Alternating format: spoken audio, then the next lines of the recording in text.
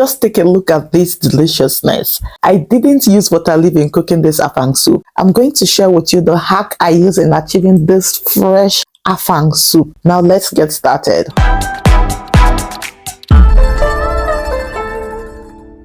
I'm using beef for this recipe. The beef is all clean. I added it to the pot, added some seasoning and pepper. I covered the pot and let it cook. Went ahead to prep my stockfish. I poured in some hot water, wash it off to get off all the dirt, insects and molds. I used salt, of course, to wash my meat and my fish. When I was done cleaning the stockfish, I added that into the pot, added some water,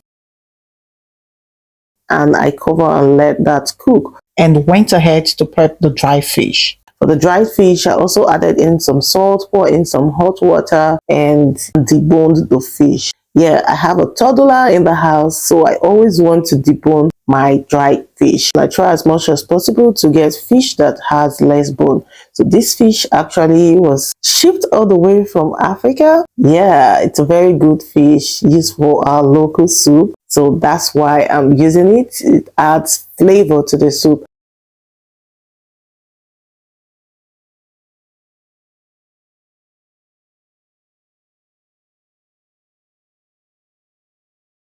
I went ahead to wash the fish after deboning the fish.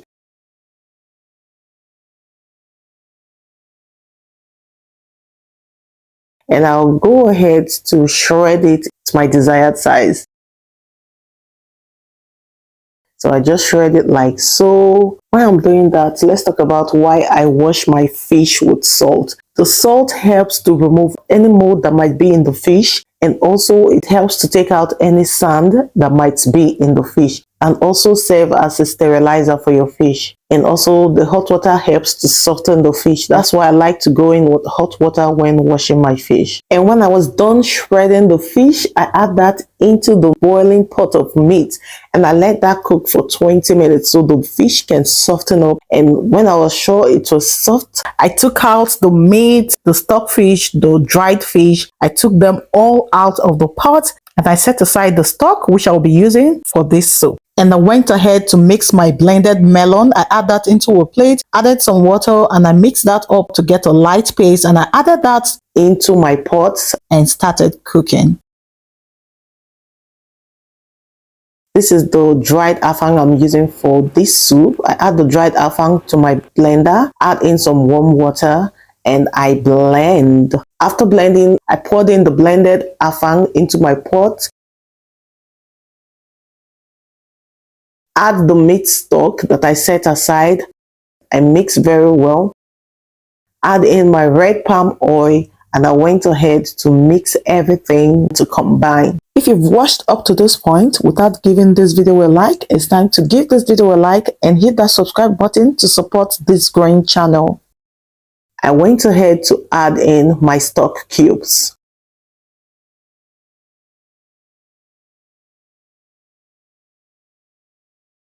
And I stir and cover it up to cook very well. Traditionally, water leaf is being used for this recipe, but since I don't have access to water leaf, I always go in with fresh spinach to add freshness to this recipe. After giving my spinach a good wash, I add it to my blender, add in some fresh pepper, and after blending, I went ahead to pour it into the soup pot, and I stir very well. I went ahead to add in the boiled meat and fish.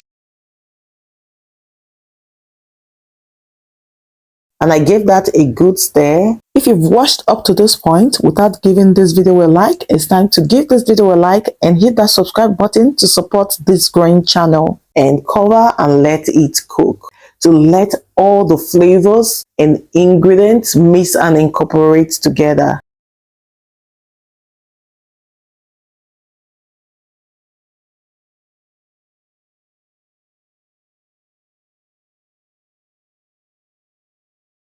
I cover and let it continue to simmer for another 20 minutes. After every 2 to 5 minutes, I open the pot and give it a good stir.